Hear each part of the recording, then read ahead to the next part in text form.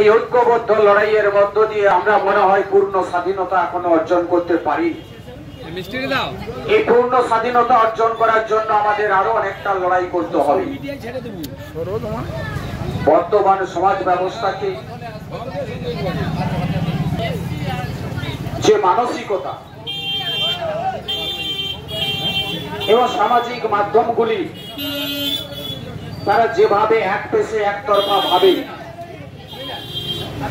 বিভিন্ন বিষয়কে বিকৃত ভাবে প্রচার করে সমাজকে কলুষিত করার চেষ্টা করে, আমরা প্রথমেই তাকে ধিক্কার জানাই, তার নিন্দা জানাই।